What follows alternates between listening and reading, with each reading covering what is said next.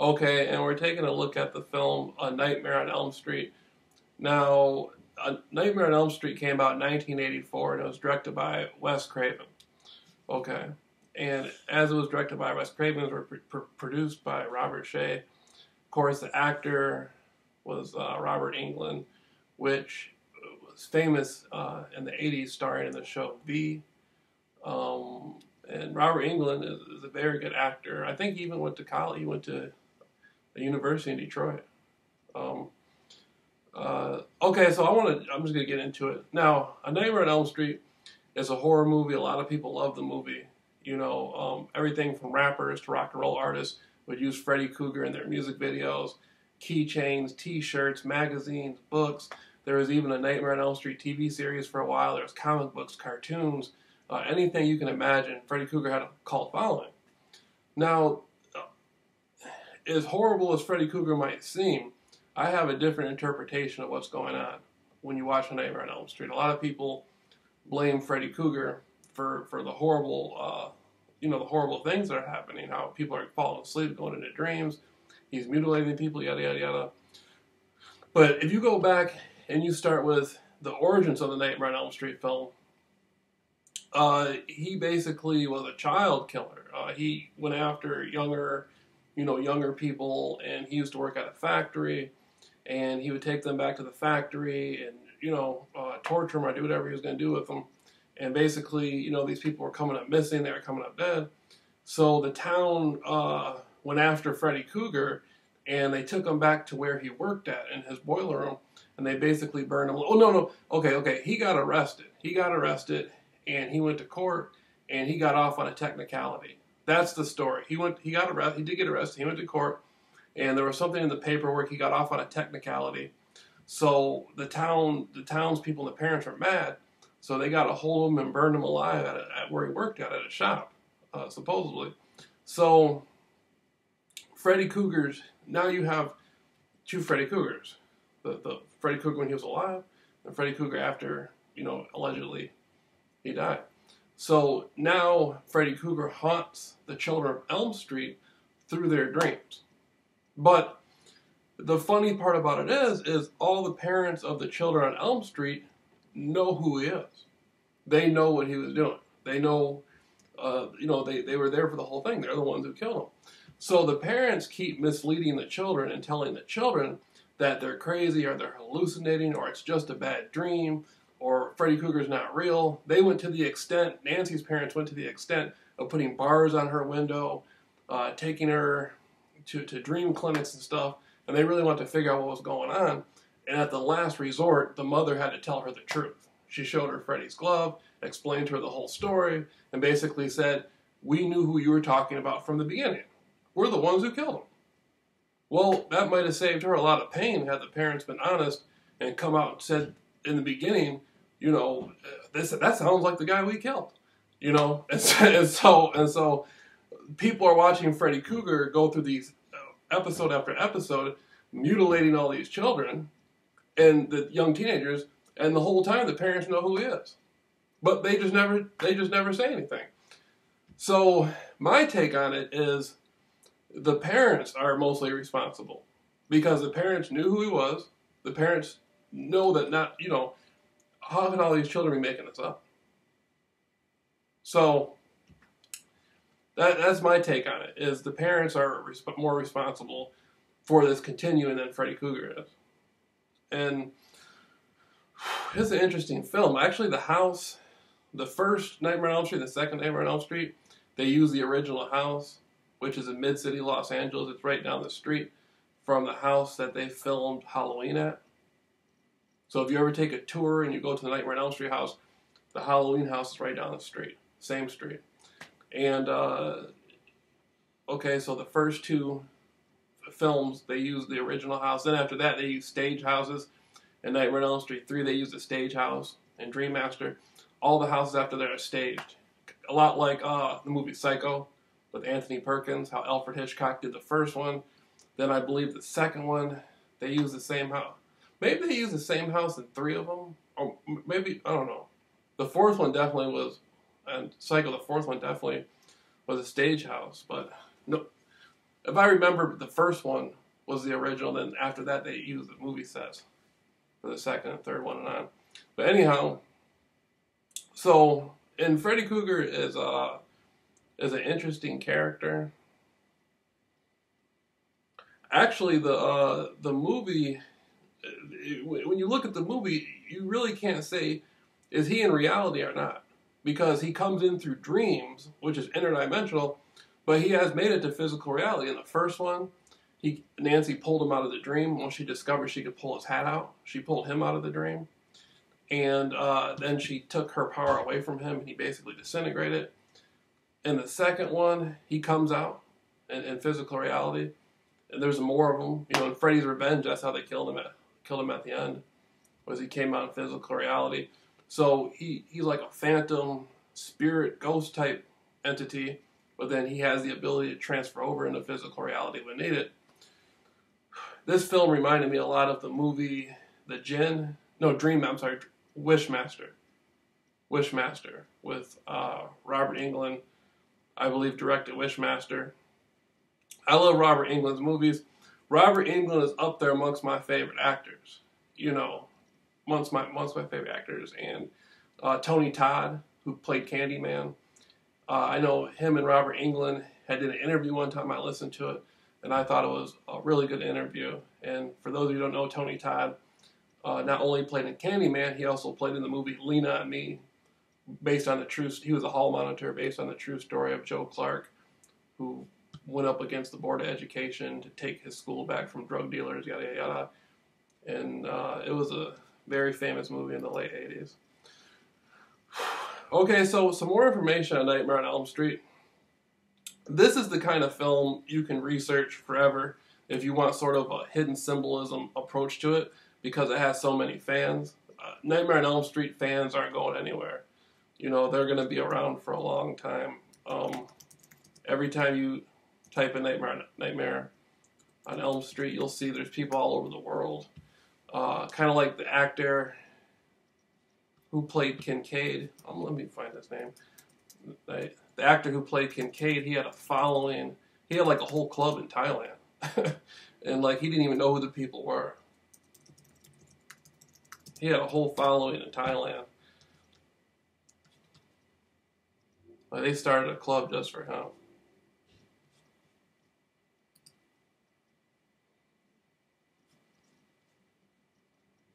I think Ken Sagos is his name. Ken Sagos. Then in the fourth Nightmare on Elm Street, the girl she's a singer, Tuesday Night. She was in the fourth Nightmare on Elm Street. Right, she was in the fourth Nightmare on Elm Street. But she was a replacement from the girl in the third Nightmare on Elm Street. The lead.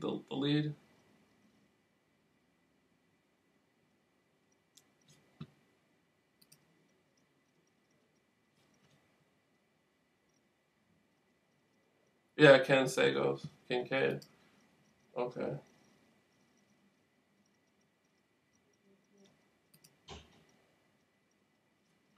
So, now Nancy Heather Langenkamp. And then one of the guys, the funny part, or it's not necessarily funny, but Dan, he played the Nightmare on Elm Street 4 and 5. I was reading in one of his biographies for actors, and it said he went to the service, went to the military after that. It was kind of strange, like most actors, you don't hear about people getting into acting and then going into the military. That's not common.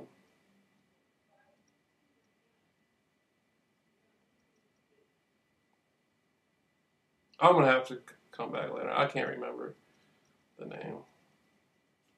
Oh, Patricia Arquette, Kristen Parker. Okay, that's who it was. So Kristen Parker got replaced. Patricia Arquette. She was Kristen Parker in the third one. And then in the fourth one, Kristen Parker turns into Tuesday Night, the singer. And in the opening credits, you hear the song, how she's running, you know, you listen to the song, she's running from the guy in the song, and that's her song.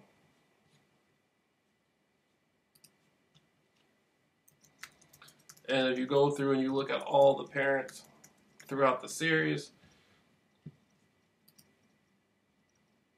they all got different sorts of hang-ups and stuff. They're not really paying attention to what's going on.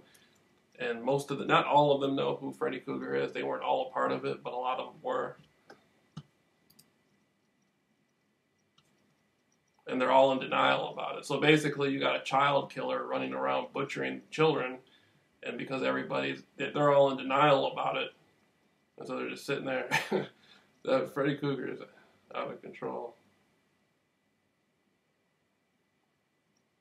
And then I did a metaphysical breakdown of this film a while back. I guess the sound didn't come out for some reason, and so somebody wanted me to do it again, and I thought it was a good idea.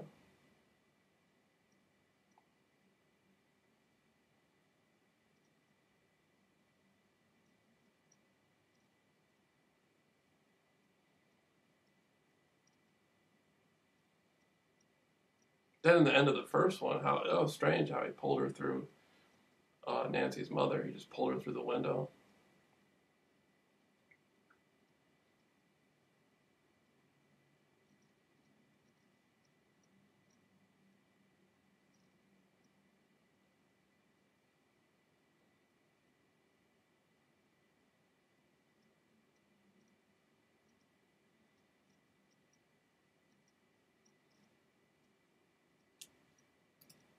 And like her father, John Saxon, which played, of course, Enter the Dragon. John Saxon is one of my favorite actors.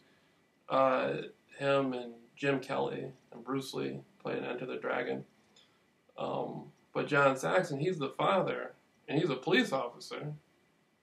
And he was a part of taking Freddy down when they burned him. And then he's sitting there in denial, pretending like she's crazy, so he won't have to be responsible.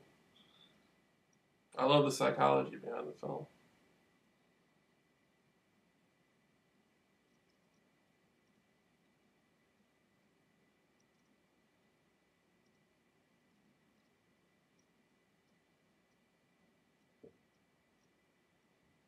I can watch this again. Then the boiler room, on the first film, at least, the boiler room where Tina and Nancy go to and all that, that's actually an old jail, the Lincoln Heights jail. That jail is famous from the Zoot Suit riots of the 1930s. There's a lot of historical stuff connected to Nightmare on Elm Street.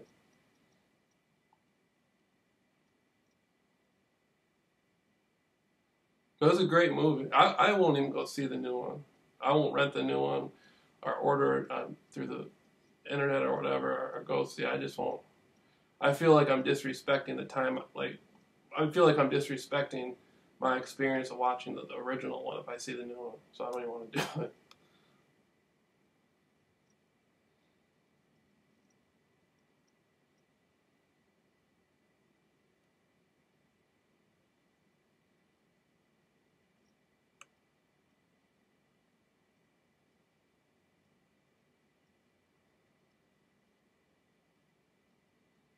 And that's creepy how they got the little girls jumping up and down. 1, 2, Freddy's coming for you. 3, 4, lock your door. Then they had the old Nintendo game.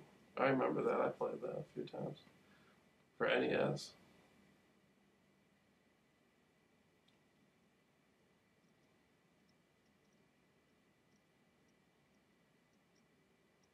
I always thought Nancy was pretty when I was growing up. Nancy and Tina.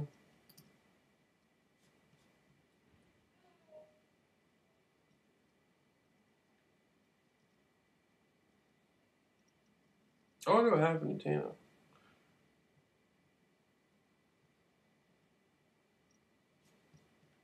I wonder if she's still with Rod Lane.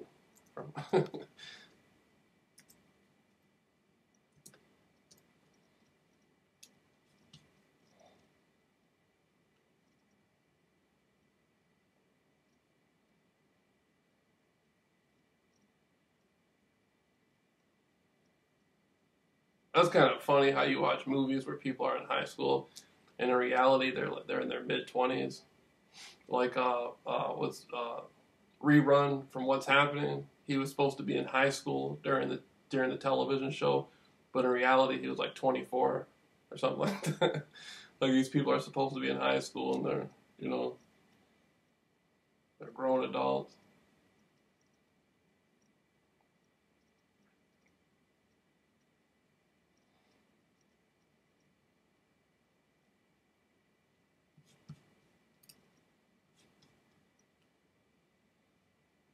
It's just something about this movie. I don't know what it is.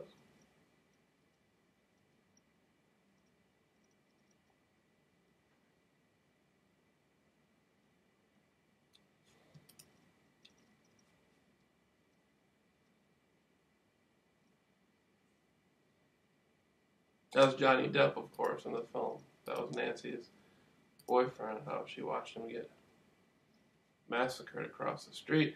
And then the whole time the film's going, the parents of Johnny Depp, they're saying that Nancy's crazy and they don't want her around Johnny Depp. But in reality, she's trying to warn him of this guy who's trying to kill him. And they all think there's something wrong with her. But in reality, there's something all wrong with them. They're covering up the whole scenario. That's one of the... See, Freddy Krueger is deep.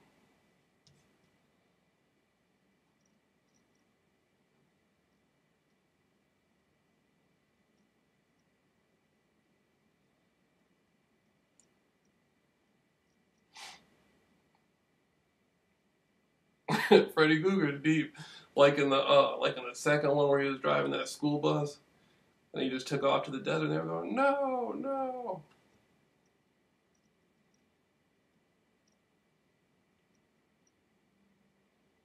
Or that guy was on that motorcycle and he made that motorcycle take him over and burn him alive.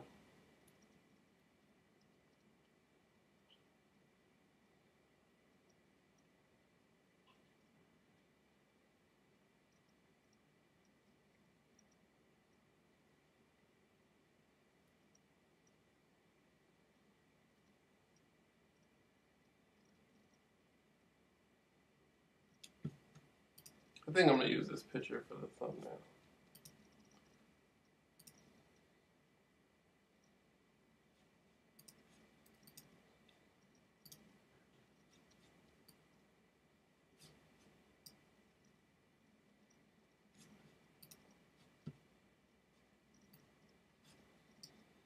I can just picture John Saxon like, I don't know how we're going to explain to the public there's a homicidal maniac terrorizing people through their dreams. You know? We're going to lose our pension for this. You know?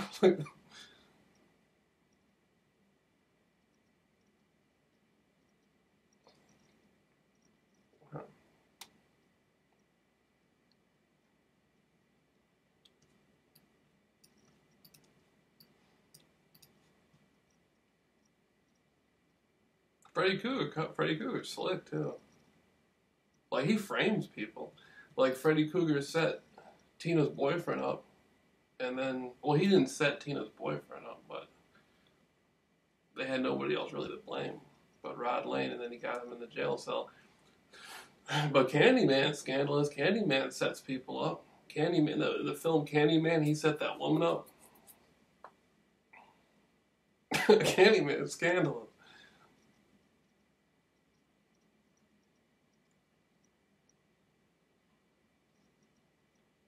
Yep, and that's my metaphysical breakdown of the film A Nightmare on Elm Street. I really would like to go further.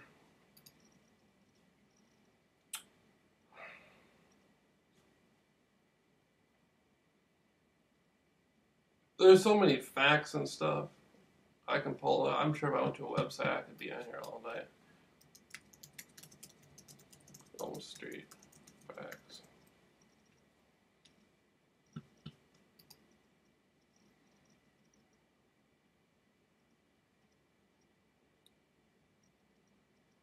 You know,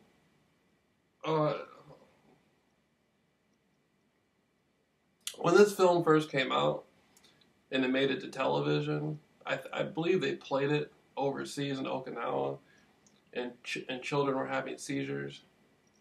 Not because of the film, but because they had just been introduced to televisions in the 80s. they introduced the island population televisions, and the younger people started having seizures from it because they had never watched the television before.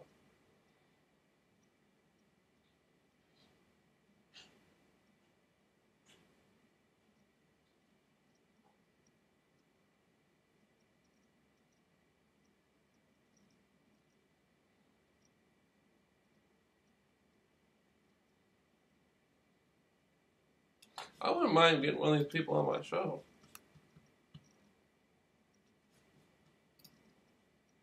Like Rod Lane or Tina or somebody, wouldn't that be cool? See how Rod Lane's doing?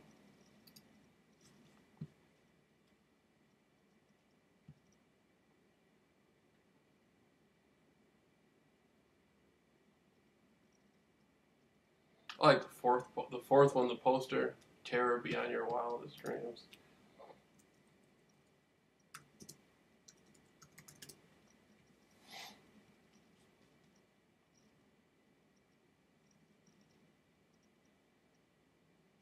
That's crazy. The poster for the fourth one is the best. Terror Beyond Your Wildest Dreams.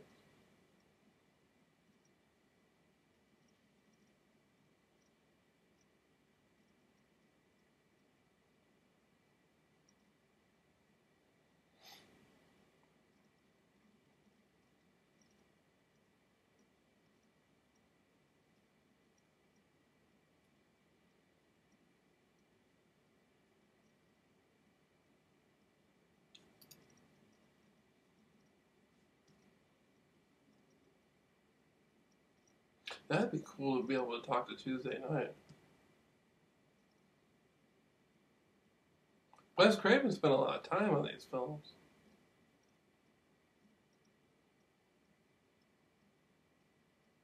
If you ever look at the making of some of these films, he spent so much time in this stuff. And the artists they had were wonderful. The different posters, not just posters in English, but they did posters. They did posters in Thai, Cambodian,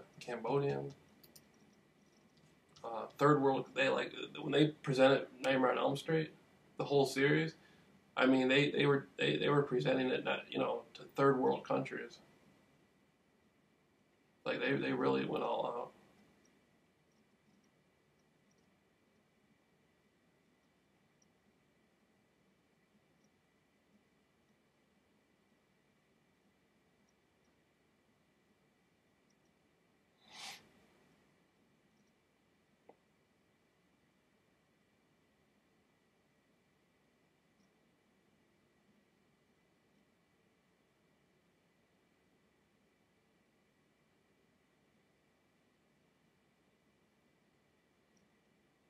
Yep, that's a metaphysical breakdown of a Nightmare on Elm Street on the Jameel Rawls show.